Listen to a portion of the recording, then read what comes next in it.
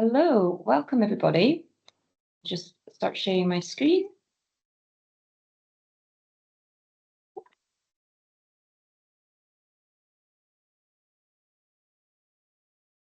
Ready? Okay. Here we go.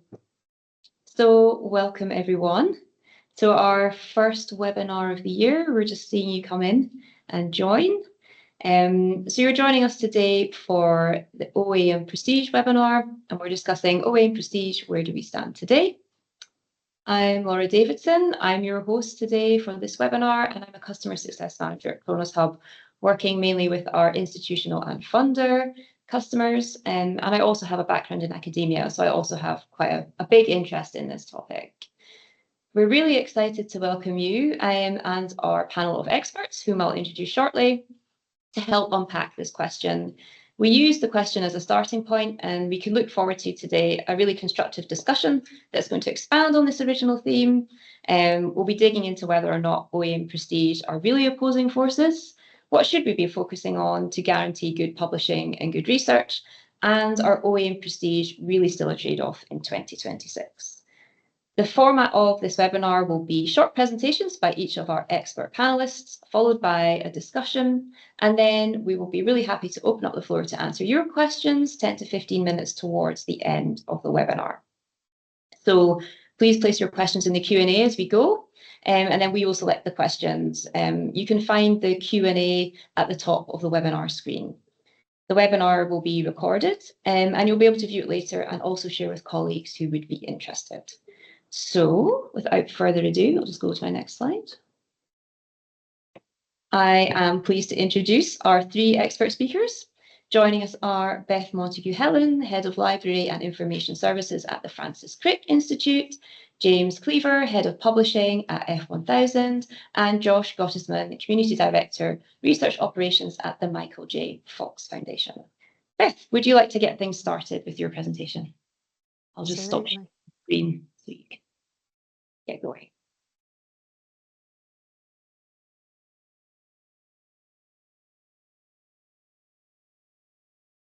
Okay, here we go. Hello, everybody. Firstly, thank you very much to ChronosHub for inviting me along. I love talking about open access, and I actually don't get to talk about open access that much anymore. So it's really nice to be able to do it a little bit. So yeah, the topic of open access and prestige. I'm going to immediately kind of throw everything out the window. Because, yeah, there has been this thought that maybe open access equals less prestige. What do I think on the matter? No, I think that's rubbish. I don't think open access means that a journal is less prestigious. And why do I think this? Well, everyone at the Francis Crick Institute wants to publish in Nature. Everyone. Every single researcher would like to publish in Nature. Nature has an open access version. They would like to publish open access in Nature because it means that more people are able to read their papers. So for that in that case, open access doesn't have any bearing on prestige at all. And so that's Nature, but if you're in a medical school, for example, everyone wants to publish in the Lancet or something similar. Again, it's got open access. All of those top tier journals these days allow you to publish with open access. So this idea about open access being less prestigious is just not really true. But there is this myth that keeps coming up. Everyone keeps saying this. Oh yes, open access, less prestigious. Open access journals, definitely less prestigious. So where does that myth come from? I'm going to tell you a story. Please forgive me, some of the details have been simplified. It's a better way to tell stories if you simplify the details, but don't come picking at me with little details. So back in the mists of time, the 1990s, everything was in a print journal. We didn't really have the internet, early days of the internet, and journals hadn't moved online yet. So when you're in a print journal, there's only so much space. They're printing maybe 10 to 20 journal articles in an issue. So getting in is quite prestigious. They can only print the best ones. So if you get in, that means yours is the best one. Great. was also free.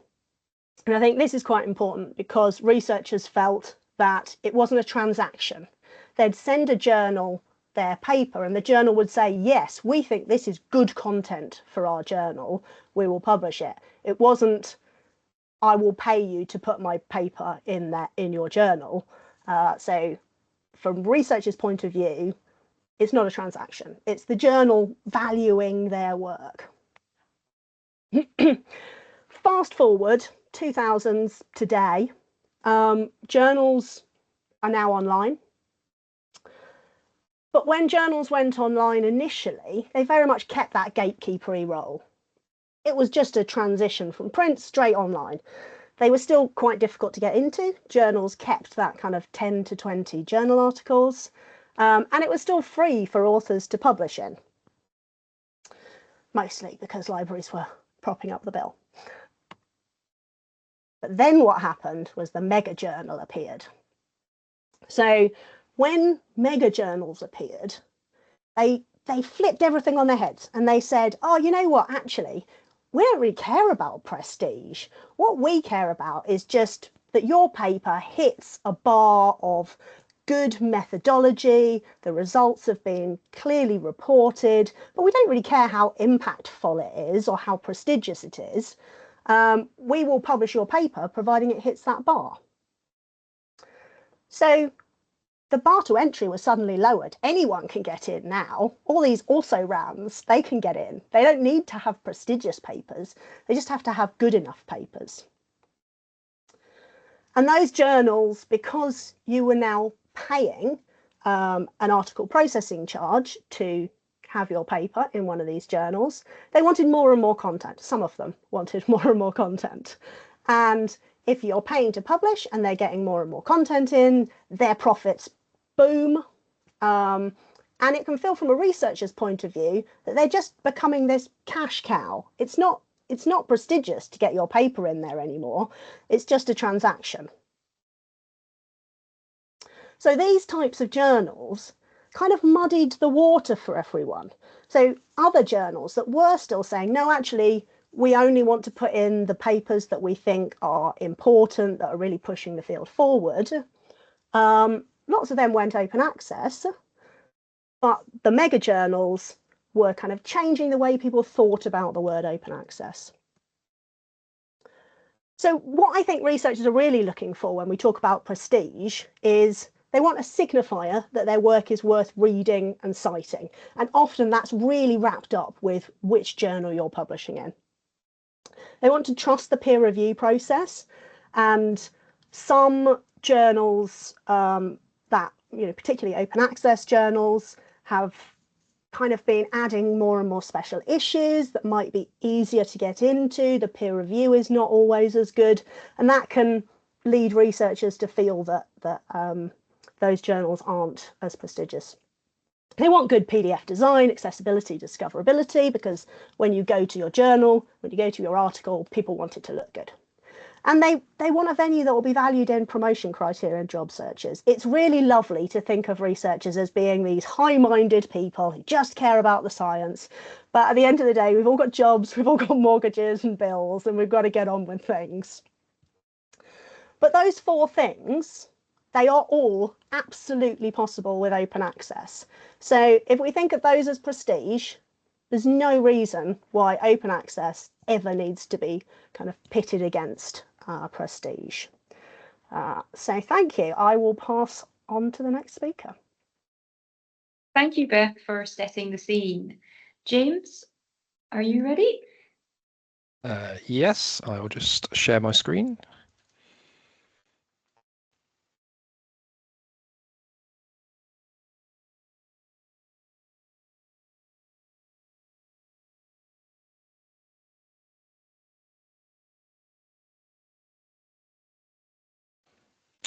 Okay. Thank you, Beth. I thought that was a great start, and I'm going to build on some of your comments. So yeah, I'm a publisher. I work at F1000, so that's the kind of angle that I'm going to bring to this. And I sort of thought about this from sort of a just sort of time that's passed kind of angle to start with. So if you go back, the earliest open access journals and kind of open types of services, they're getting on for 35 years old now. And we're still having this debate about OA and prestige. Publishers, learner societies, all shapes, all sizes, all backgrounds. Many have launched open access journals. Some have converted their journals to open access. Many have launched entire series of open access titles. I've seen at least 2 announcements this week of major publishers launching some open access series. We've had entirely new publishers come into the fray. Some of them have grown really large, and that's off the back entirely of open access publishing. And yeah, to a point that's been raised, I think it's really important to note that open access journals can be like any other type of journal. They can be niche, they can be selective, they can be broad scope, they can be narrow in scope, they can be sound science, they can have a higher bar. They can be any of those things.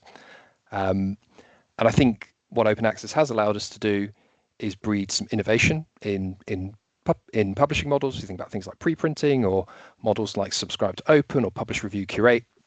All of these things have kind of come about in a world where OA was possible. Many major funders and institutions support it. And so it's a bit of a head scratcher sometimes, isn't it, as to why there are still question marks over the level of prestige of kind of many OA titles. So some sort of thoughts where I sort of think why OA is seen as less prestigious. The first thing is, obviously we didn't have any of those journals and that business model until 35 years ago or so. And obviously it's really kind of grown since then. One of those reasons, it's hard to challenge the established brands. Many of the top journals in their fields have been there for a very, very long time. They've got communities built around them. They've got a track record. And it takes a long time to build a community around any new journal, whatever model it's being published under, and to get it indexed in all the places where researchers and institutions see that as important. So I think some of that is just that kind of sort of time spent. There's been less time for OA to kind of grow its prestige. The second part of it, as has been touched on, is this kind of commercial element. So there have been these new publishers, these new journals. We have seen some open access journals grow to be huge, but not all. And this pay to publish model obviously changes the way the transaction works. Instead of libraries and universities covering the fees to subscribe, often the charge goes on the side of authors. There are of course some exceptions to that, such as in the Diamond model, but broadly speaking, that's where most open access journals currently are. And with that kind of wider range of alternatives, we haven't seen lots and lots of journals over the years just shut up shop and close. We've seen a real growth in number of journals and the models that they're published under. So we've ended up in a world where there is so much that you could read and so little time that people have to do that reading. How do you sift through? How do you decide what is worth your time to read and what isn't? And I think sometimes stuff that's published in an open access journal is an easy way to dismiss something. You know, if it's not in the top branded journal, perhaps that's something that's not worth reading. We've also had the scourge of predatory journals. They're a persistent problem. They are difficult to make go away, and I think that's really muddied the waters as well, on top of these other issues. And I can sort of see why people who've maybe been stung by those journals then just sort of think that all of open access must be less prestigious, because it's easy to kind of make a criminal enterprise out of it. And the final bit, and the bit I sort of want to spend the rest of my time talking about, is the research assessment side of things, which is where criteria at universities in particular sit. And they're obviously sort of set by the powers that be in those universities, and they're sort of influenced, of course, by policymakers and kind of governments and what they think are important in research. So I'm just going to spend a couple of slides just looking at that particular angle for a second.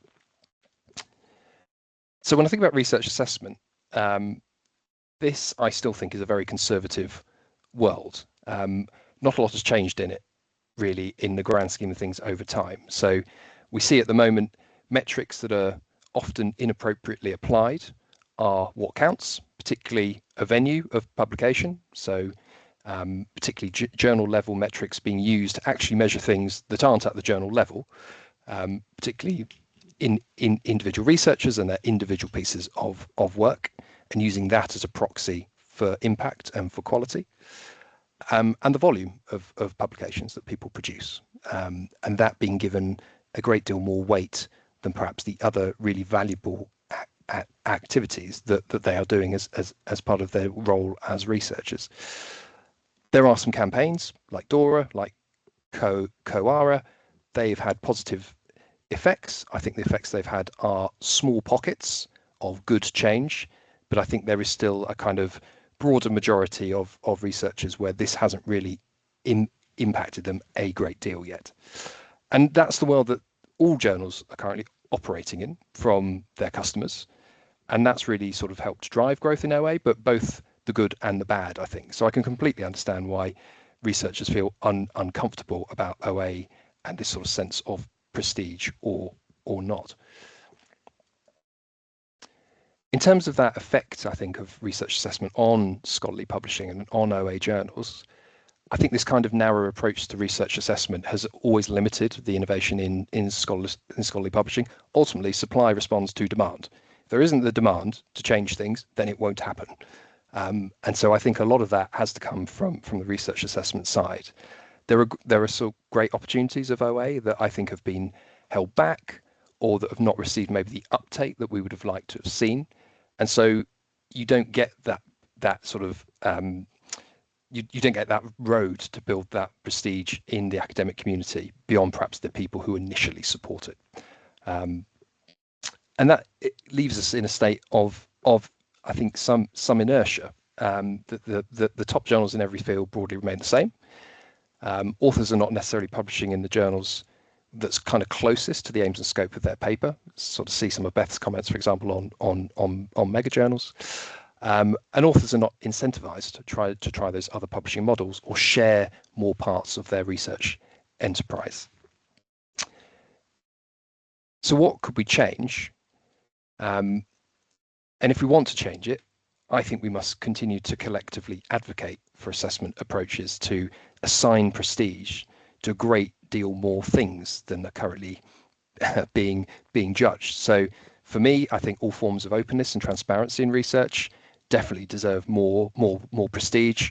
The sharing of data, materials, software, code, methods, pre-registration, all of those things need to be dealt with more respect.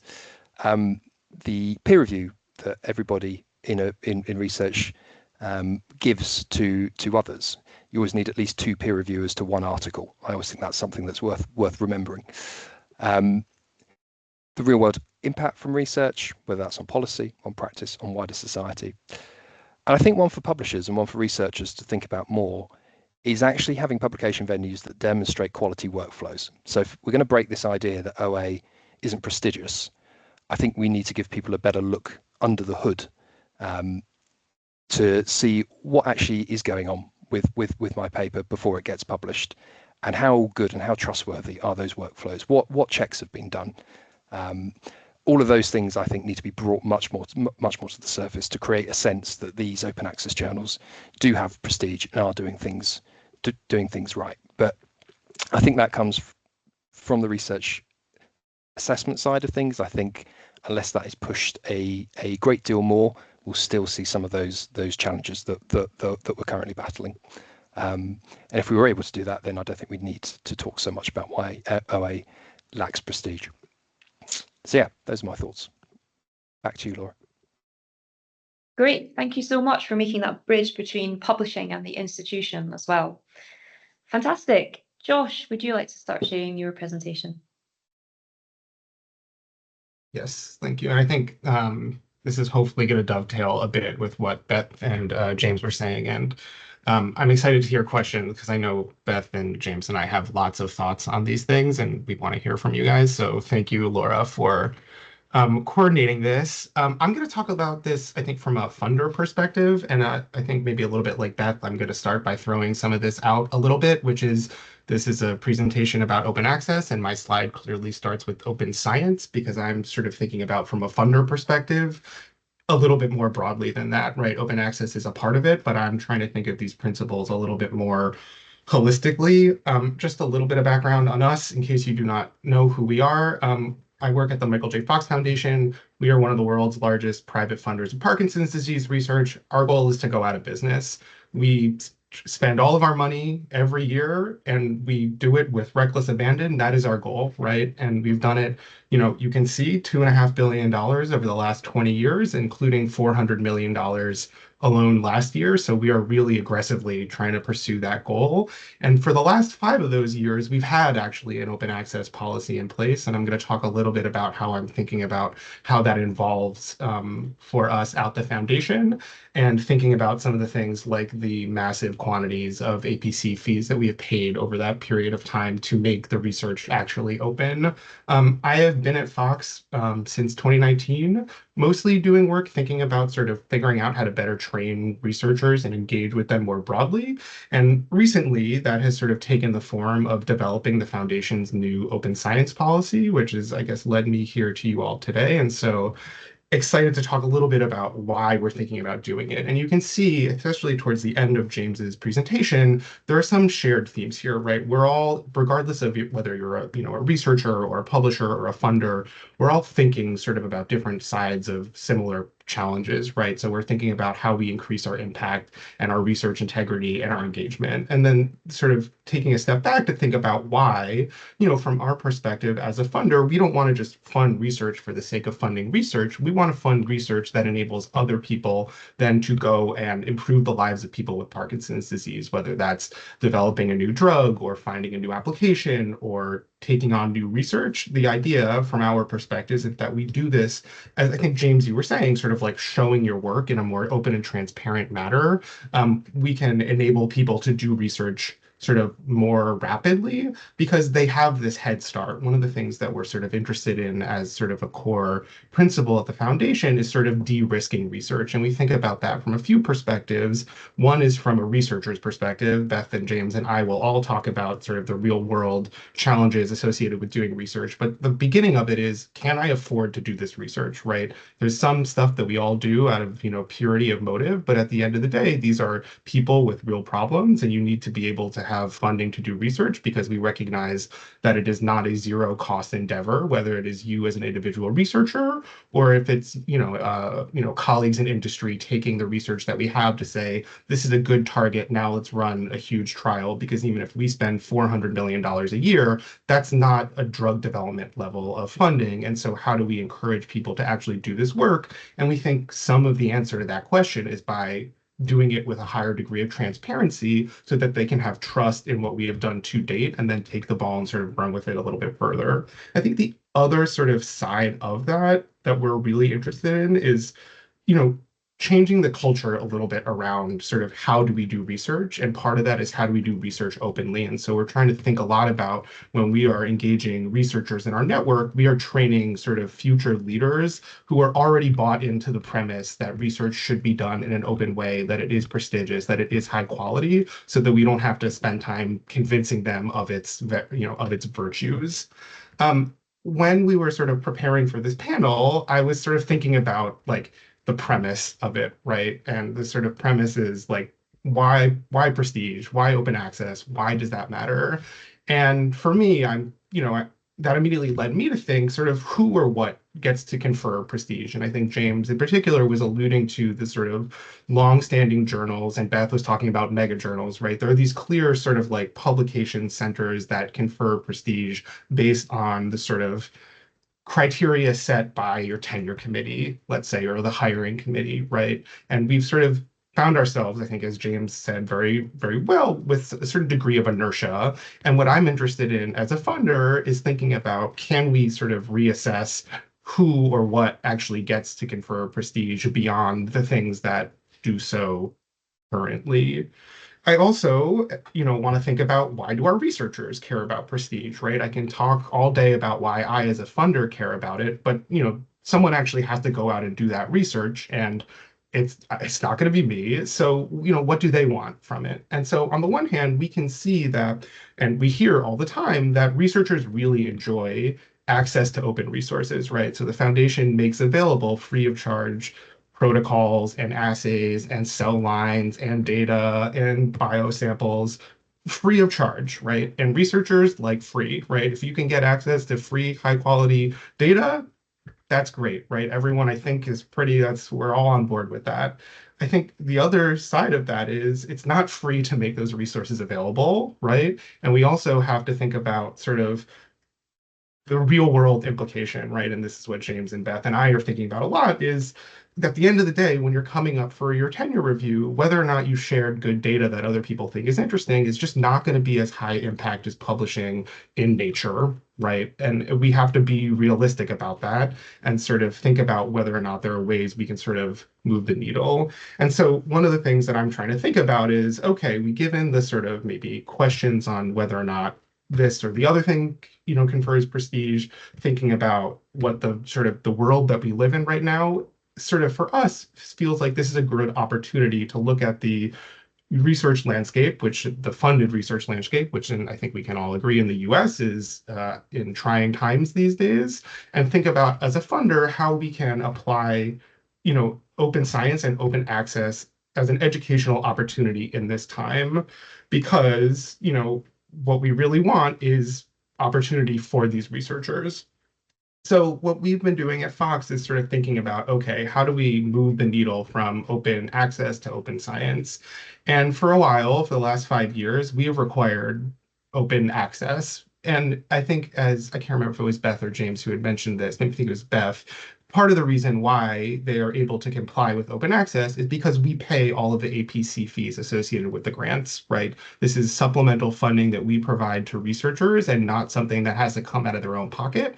And I think there are real questions about whether or not they would be able to afford to do so in the absence of that additional support from us, regardless of whether or not they're interested in doing it. And so one of the things that we are trying to think about doing, and James also sort of hit on this, is sort of how do we incentivize sort of the sharing of other outputs as, that are generated in the sort of process of conducting their research, and also track them in a way that enables us and them to measure them and demonstrate impact in the work that they're doing. And I think we can sort of safely say that the current open access, where we hear from our researchers, is not necessarily something that confers prestige. We can be real about the fact that they do it because we fund their research and we tell them that they have to, and it's more of an administrative process rather than purely sort of a scientific one. So one of the things that we're doing is moving much more towards requiring the sharing of all those things that we're talking about. And you heard James say basically all of these things. This slide basically says, share all the things that James said you should share and get credit for. And it's obviously not one-to-one, but the sort of thought process that we have is, and I think this was maybe in another conversation, we've historically been very good at tracking articles, right? Because articles have often DOIs, researchers increasingly have ORCIDs, data can be tracked pretty well, but sort of overall, it's pretty hard to track research outputs beyond that. And so one of the things that we and I think other funders are trying to move to do with increased regularity is add persistent identifiers to a much wider array of resource outputs so we can track the impact of them and also give credit to the researchers who are generating them beyond purely looking at the publications that they are making available. I think I want to sort of end with, we are realistic, right? Even though we spent $400 million last year, in the grand scheme of funding research in the world, we are not going to be able to completely change the entrenched interests of peer-reviewed journal system writ large, nor do I think we should, right? I think the peer-reviewed journal process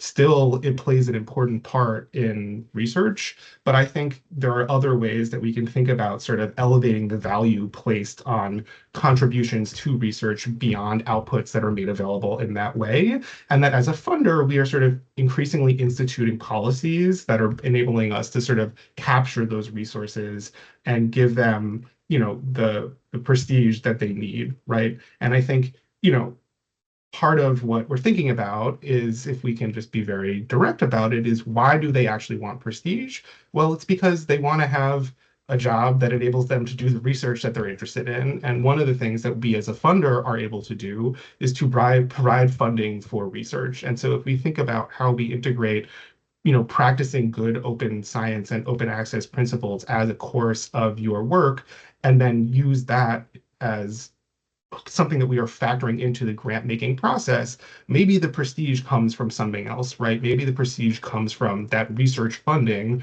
rather than purely the publication, and you can go from the sort of the other runaround, the other, side of things to get you where you want to go, which is ultimately to have the stability and opportunity and the funds, right, and the resources to conduct the research that you're interested in doing. So I think I'm gonna stop there and turn it back to Laura. Hi, thank you. That was great. And I think I kind of just want to open up the discussion amongst the panel, going from the points that you were making, Josh, is that for Beth and James, I was wondering what initiatives you've undertaken to start to move the needle as well. So what initiatives have you undertaken to kind of help researchers comply with maybe OA initiatives or also open science as well? Sure. So the CRIC is very keen on open science in general. I am currently pushing to make it even keener, so we'll see how that goes.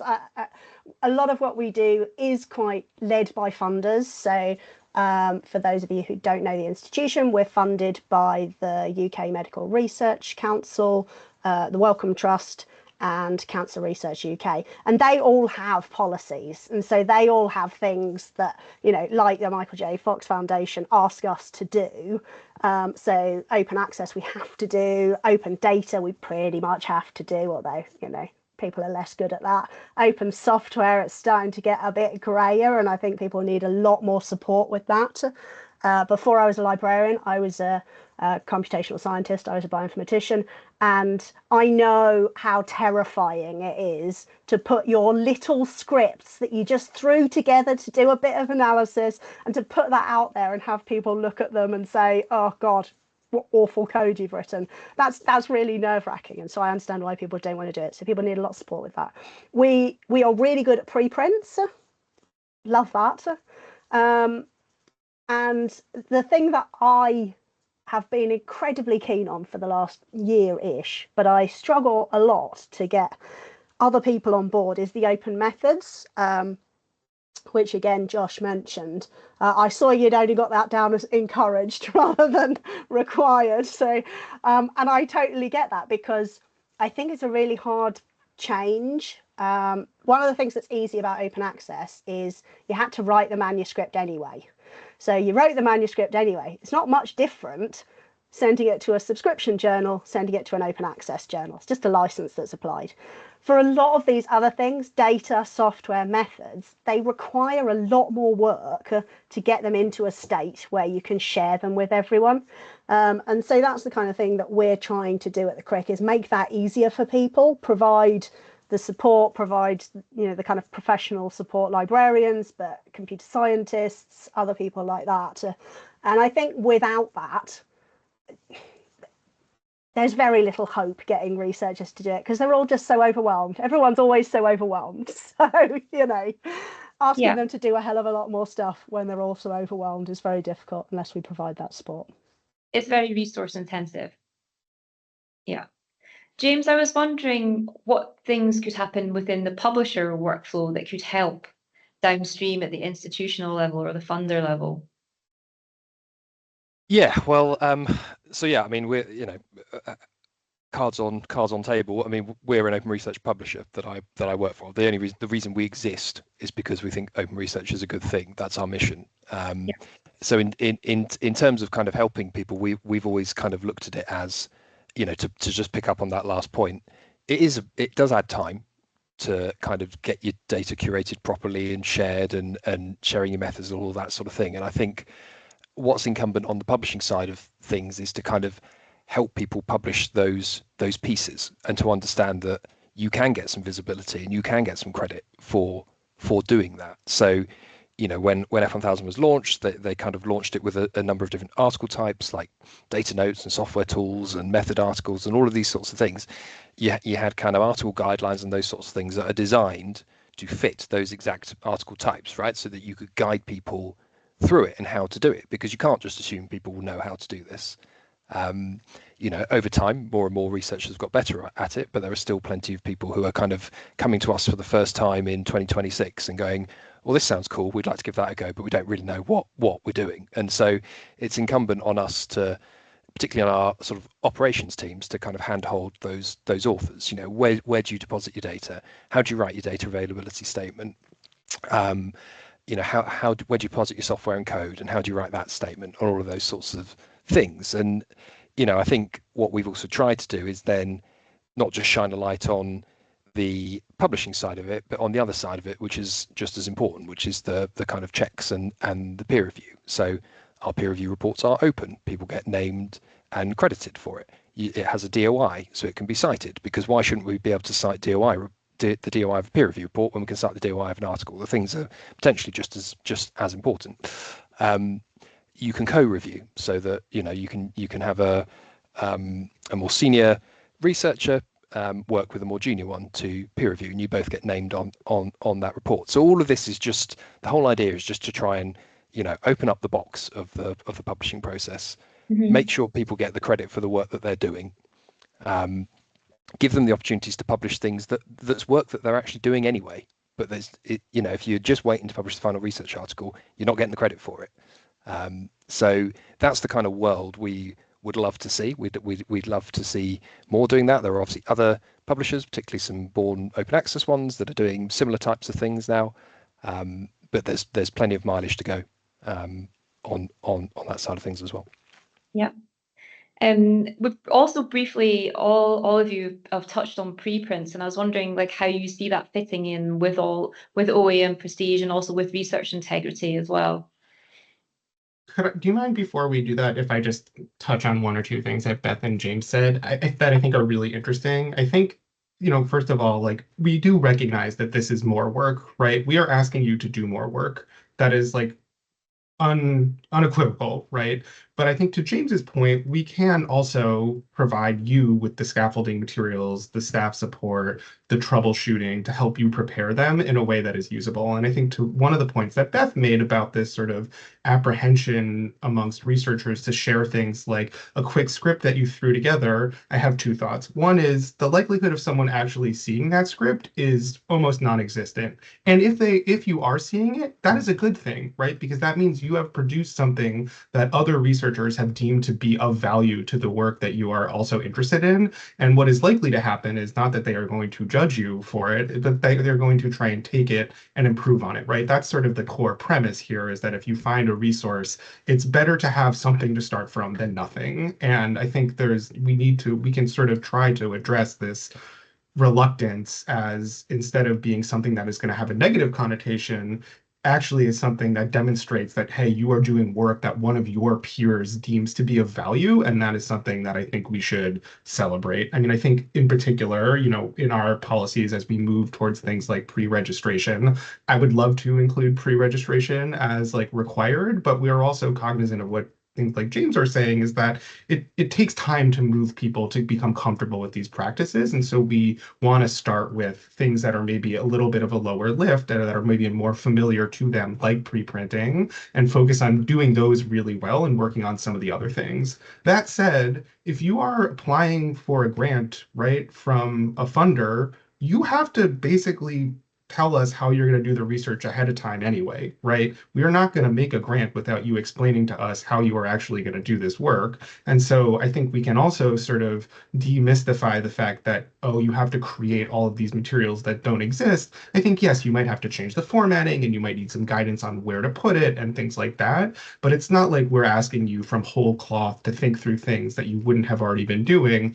if you were going to have, funded research to begin with. I mean, I can speak briefly on where we think preprints are going, or for us. And for us, it's fundamental required, you must preprint. And I don't really see that changing. And we are becoming much more interested in being very prescriptive about when and how you preprint. We don't really care where you preprint, right? Though we find that the vast majority of people are submitting preprint just based on the work that we fund, right? The vast majority of people are submitting preprints to bioRxiv or medRxiv, basically. But what we care about is, what does a good preprint look like? What does that mean in terms of the time that you submit it versus when you submit an actual manuscript versus when you actually publish? What does it mean with regard to creating persistent identifiers? What are the other outputs that you have to share along with preprints? And I recognize that we are in a different position than other people, right? I get to say, you have to do this if you would like this research funding. And that puts us in a really fortuitous perspective, because I sort of have the carrot and the stick, basically. But our hope is that as we don't think about this from a punitive perspective, right? We think that preprinting demonstrates that you have done good work that is worth sharing for other people. And we want to teach you and make it as easy as possible for you to do that, so that the publication process itself becomes smoother, right? Because I think the idea is that if you are a little bit reluctant to put something out there, if you are concerned about, that little script that you did or the quality of the work, maybe the gap between the preprint that you submit and the article that is actually published following the peer review process is shortened or made a little bit easier, because you've already done all this preparation to get that work out there in a way that you are comfortable with sharing with the broader research community. Yeah. Is that an approach that you also share, Beth? Yeah, so we're also very into preprints. I think maybe about 2/3 to 3/4 of all the papers at the CRIC are preprinted. It's not everything by any means. There are definitely still researchers who are not keen. We definitely have some researchers who still very much feel that nobody should see it before it's been peer reviewed, which I think, it kind of misses the point of a preprint, really, because actually what I see is that preprint is an opportunity for more people in the community to peer review it before you send it off to the journal. People send papers to like their mates within the same field, people at a conference or whatever. I've done that for people, people that you trust, to say, can you just have a quick look over? Is there anything really stupid I've done here? And kind of preprints allow people to do that anyway. So I think it's a shame that there are still some people who are quite not keen. So I'm trying to, I would like us to say everything has to be pre-printed, but we're not quite there yet. The thing I would like to see more in preprints, though, is that connection to other stuff. So I'd really like to see things like data availability statements more often in preprints, and also sharing the data early, because it could be 2 years before that preprint is finally published. If people want to build on that work, they actually need to be able to access the data early, not wait for the final version of record. So things like that I'd really like to see. It's so rare people do that, and I think it's quite rare because people quite often rely on publisher frameworks, publisher submission forms to put in details like that. So you only put in your data availability statement on the publisher form, and so you don't think about putting it on your preprint. But I do think that would be really, really great. I mean, the other quick reason just why we're so keen on preprints is the CRIC is deliberately quite a kind of training institution. We have really short contracts. Even our group leaders, they have 6-year contracts, then they can stay for another 6 years, but then they're out, go off into the world, train other people, do other stuff. But because of those short time frames, publication, like the length of time it takes to publish something, could be really problematic. If it takes you 3 years from starting to getting your paper published, that's a quarter of your time at the CRIC already gone. Whereas preprints, you can get them out quickly. You could have had 4 preprints out in that same time. So I think that's another reason why it's really important for us. Yeah, it's something that it sounds like, from what I'm understanding from what both of you have said, it's something which ensures quality across the publishing and also research workflows at the same time. We're almost ready to open up for questions. We've already got one question in the Q&A. So if you'd like to start putting your questions in the Q&A, then we can start asking them. I guess, like, I'm thinking of what we're talking about. A lot of it sounds it's not just about OA and prestige, it's also about research integrity. And I think we've touched on this as we've been speaking, but it's like, does prestige, it just needs to be replaced with other values, such as would you agree that it just needs to be replaced with other values such as real world impact? Or like we've just been discussing, good practice in terms of sharing data, or in terms of sharing early findings? Just wondering if you agree with that. So I don't think we need to get rid of prestige. We just need to change what it means. I mean, prestige is just, it's just, you know, the thing that we most value, essentially, isn't it? So we just need to change what that is. And yeah, I totally agree. I think, you know, research integrity, and I mean, so we have 3 values at the CREC: collegiality, openness, and I can't actually remember what the other one is, but it isn't relevant for this. But it's collegiality that I wanted to talk about here, because I think the thing of bold is the 3rd one. There you go. But open access, open data, all of that is collegial, because what it is it's putting it out there and allowing other people to work with you, to work on the same things you're doing, to build on your work. And I think that's the sort of thing we ought to be valuing. You know, good social practice within science, building other people up as you build yourself up, you know, making sure that science is really good, really integral, but also that it isn't this closed in environment. We don't need to be there anymore. You know, why do we need to put up walls around ourselves and say, oh, this is my science, no, you stay over there, I don't want to let you help? You know, we could all be doing this together and we'd get a hell of a lot further.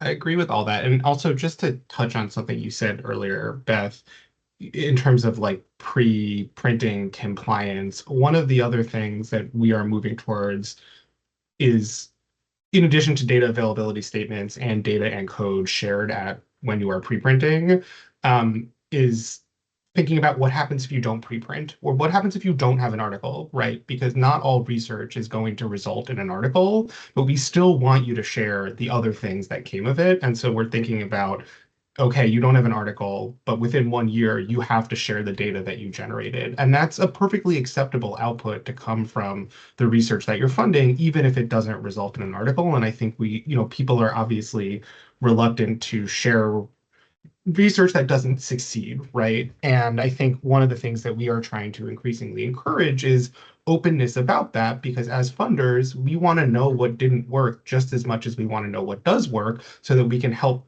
resource the ideas that are most promising.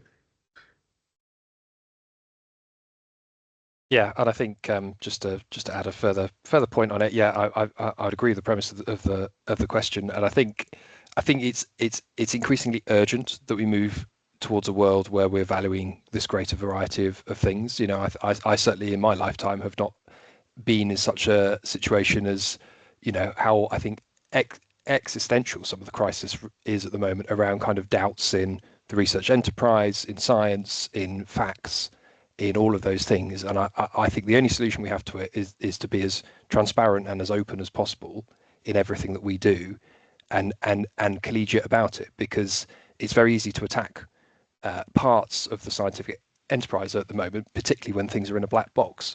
And you know, that's why I personally think that,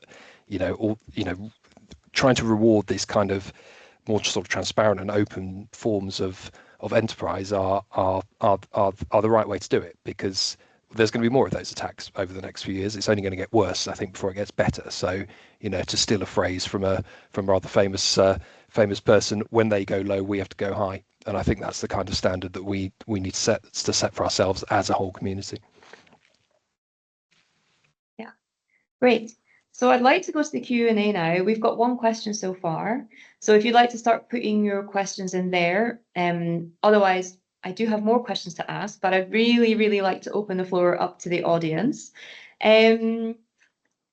So the first question is from Andreas. In light of budget cuts, what trends are we seeing from the institutional side? And I think this also applies to publishers too, in terms of paying for OA or negotiating paying for OA.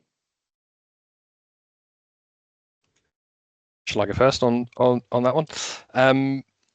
Yeah, I mean, I think it's fair to say I think negotiations are tough, and so they should be. You know, I think it's understandably as customers, authors and institutions should want to get the most value out of what they're they're paying for, and I think that's a healthy thing and that's a good thing.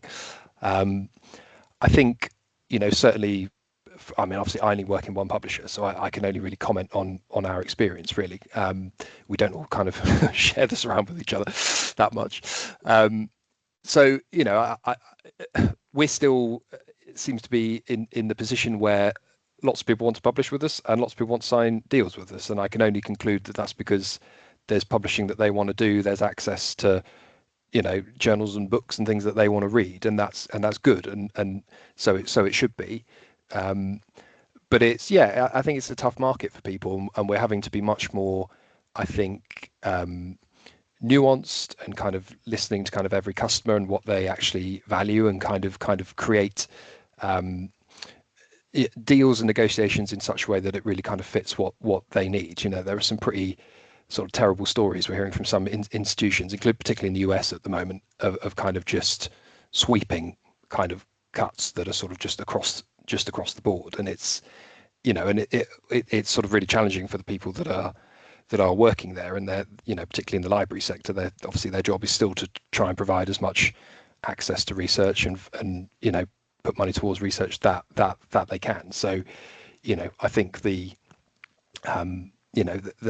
sort of right thing to do is to just sort of try and navigate paths with each customer as well as you can, and that's what we're trying to do.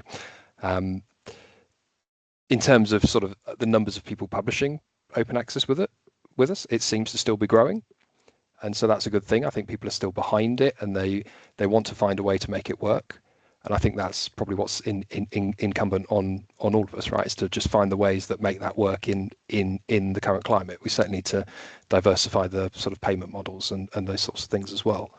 And there's sort of gradually more innovation in that. But again, to my point in my presentation, that innovation will move faster if some of the incentive structures change. Yeah. I think from the UK institutional perspective, you'll see a lot of universities have recently cancelled some of their big read and publish deals. So read and publish deals essentially they shifted library budgets around so that where we were traditionally just paying for read costs, it meant that actually the library was also paying those fees for researchers to publish gold open access in Elsevier, Springer Nature, all the kind of big players. Libraries, huge amounts of budget cuts, and they went, well, we can't afford to do this anymore. And so they've been shifting back to saying, well, what our actual job is providing you with content, not paying for you to publish. And so what that sort of ended up doing is pushing back the paying to publish onto individual researchers. I worry a lot about that because it increases the issue that we already have, where some people find it much easier to get grants, some people find it much easier to get money, certain fields are much more likely to get grants, but equally, men get grants more, white people get grants more, people who aren't disabled get grants more, and so those issues kind of get bigger and bigger, because if you've not got a grant, how do you pay for open access?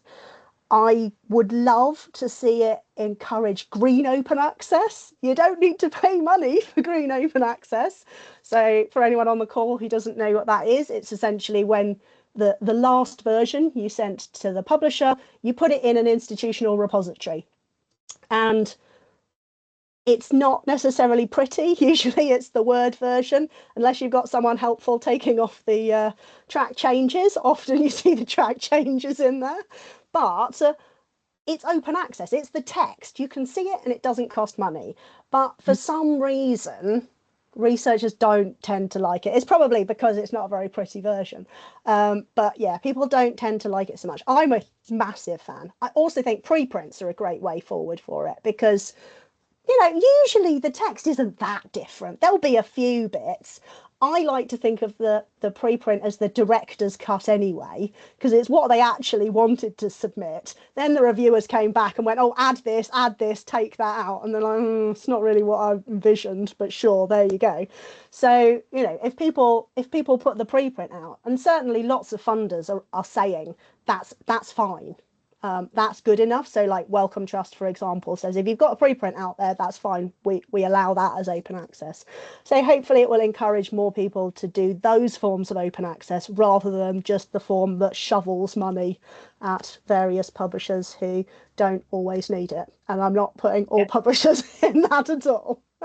No, and there are some, there are some funders that have gone further. I mean, if you look what the Gates Foundation and HHMI have done, they're mandating preprints, and I think that's a good thing. And preprints are green open access. That's just, they are. I mean, it's astonished me as well sometimes, but it shows you the power of journal brands, shiny PDFs. And it doesn't need to be that way. But what keeps it in place? I'm sorry to keep saying it. the research assessment side of it. So those are the things that need to change if that world is going to move. But I think those two organisations, they've taken a bit of a leap of faith into that, and it'll be interesting to see how many follow. I mean, I can tell you what we're hearing from other funders, aside from them, regardless of whether or not, we are having budget cuts, and we are not. We've been growing year over year, thankfully.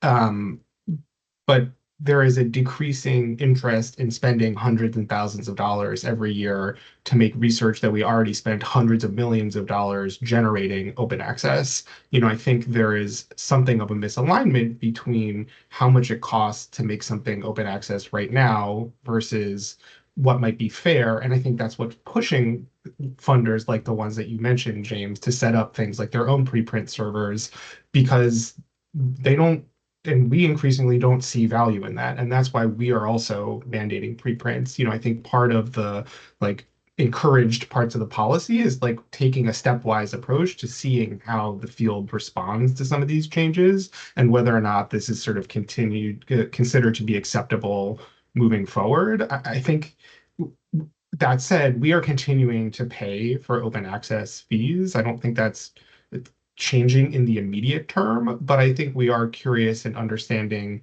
whether or not that's where we get the most value for money, because do those research dollars have greater impact going to things aside from paying APC fees is a real question that we have to answer for our constituents, whether that's our donors or whether that's people with Parkinson's. Yeah. I have one final question. We've got a couple of minutes left from Kathy. And her question is, what do you think can be done to address the fact that OA is so open to abuse by predatory publishers, fake hijacked journals, paper mills, and so on? We know that traditional publishing models are also affected by questionable publishing practices, but OA seems to bear the brunt of the criticism. James, I feel like that's a question for you to start with. Well, there's a few thoughts on this. I mean, none of it's easy, I think, is the first thing to say. I mean, predatory publishers are a bit like whack-a-mole. You kind of get rid of one and then they pop up somewhere else. So they're a challenging bunch, but I think we do what we can. I think what publishers have to do better is, as I sort of said a little bit earlier, I think I think the currency is trust, and we're increasingly in a world where the currency has got to be trust, right? You need to know that the piece of content that you're looking at has been thoroughly vetted, thoroughly checked. But if it has been peer reviewed, that it says it's been peer reviewed, and if it hasn't been peer reviewed, that it says it hasn't been peer reviewed. And I think what publishers have been remarkably bad at over the years is kind of showing what the process is.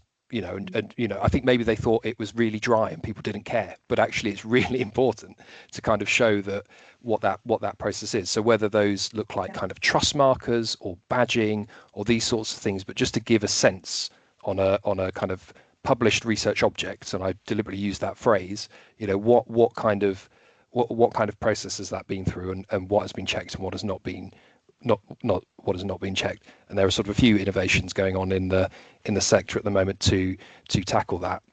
In terms of paper mills and things like that, it's astonished me that the amount of growth in research integrity staff, certainly inside the publisher that I work in, over the last few years. I mean, the volume of it has massively increased. Yeah, I think more of it's getting caught, but also shows how much possibly was there before as well. So it's a work in progress. They are very sophisticated, some of these paper mills. Like the level of knowledge some of them must have, and kind of tricks of the trade is quite something. But the obvious ones are quite easy to catch. The ones who are tricky are the really, really smart ones. So yeah, it's an ongoing battle, and I think there are tools, there are technical tools increasingly that we're using to catch some of that stuff as well.